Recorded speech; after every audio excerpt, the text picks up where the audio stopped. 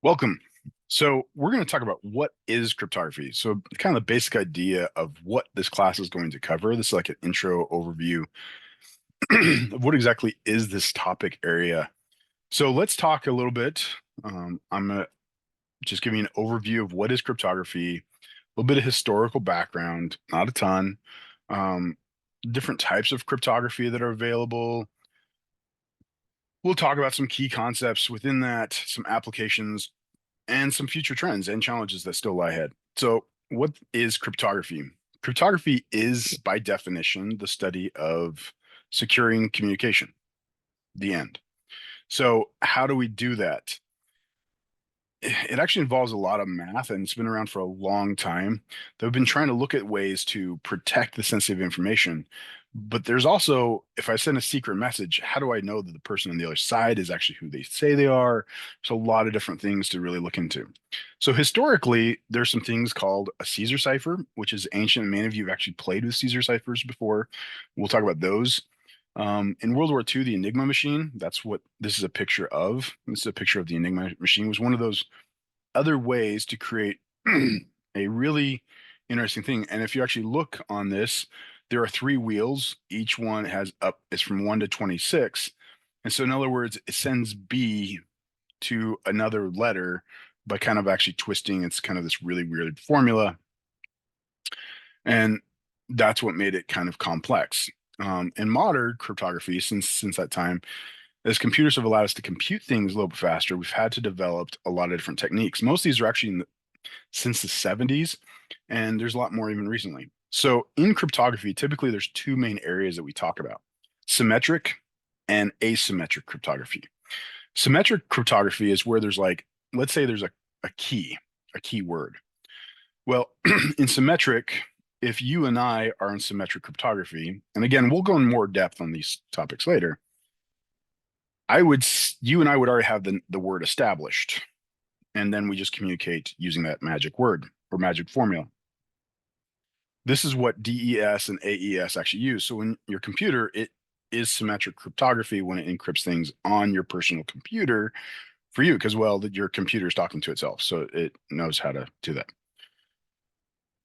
However, asymmetric cryptography, which is RSA, elliptic curve cryptography, and so forth, is how do I communicate in public where you don't know my secret word? Because if I've never met you, how would I have given you my secret word?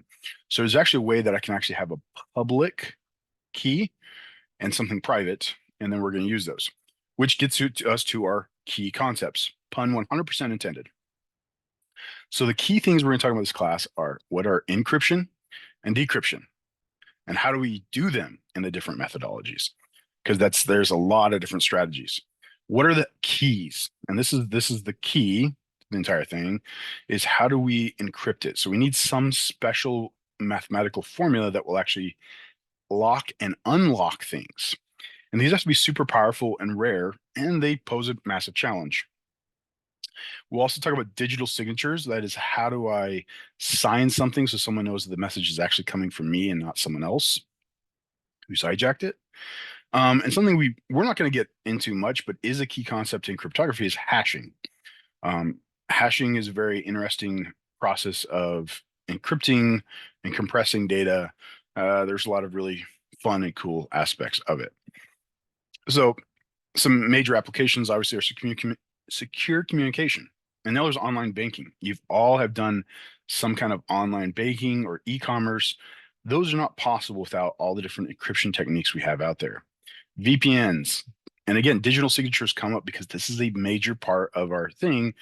Heads up, how we do it depends on the technique we're involved in. Are we in RSA? Are we in elliptic curve cryptography and so forth? It will be a while before we get to those because those require just a little extra on top of everything else. All right, some major challenges though. We live in an interesting time. Quantum computing is on the verge. This is, if I remember correctly, my pictures of IBM's quantum computer. I know it looks really fancy. Quantum is a really weird idea.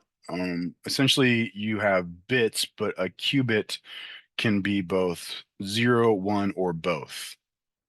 And the both part is what makes it nasty.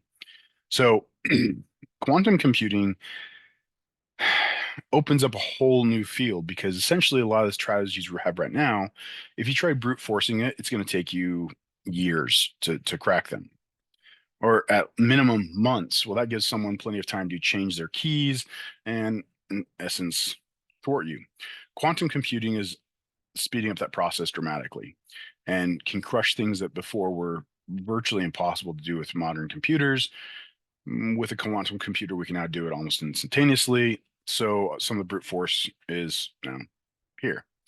Um, we have to talk about how to take care of our keys. Like, how do I make sure that my information that secures it is not handed over to the wrong person?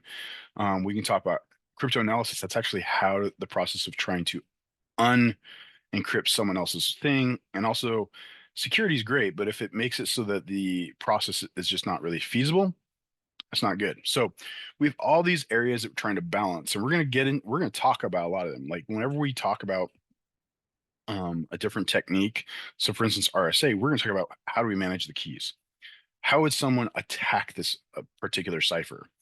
Um, how do we balance it? Like, is there a really good way to make this efficient and so forth, and different ideas like that? All right, now in the future, again, quantum computing, once it's out there, what's cryptography going to look like? There's already some really cool things that are involving linear algebra, some abstract algebra, and other areas of math. And that's the key thing is they're not just, all right, I'm going to use formulas. Now you got to come up with a whole new area of math to make this possible. Blockchains and cryptocurrency are obviously based on cryptography. And so there's a lot of things involved there. Homomorphic encryption, that's a very interesting field. We're not going to get into a whole lot. And AI also opens up a whole new question about cryptography and things like that. All right. Finally, we talked about a lot, but I want you to walk away understanding we're going to talk a lot about encryption and decryption. We're going to talk about ciphers, things that we use to lock up information and send it. And in our digital age, we're constantly sending stuff online. That becomes the critical thing. This is really where we're going to separate. And if you understand this, you make a massive difference in everything else you do.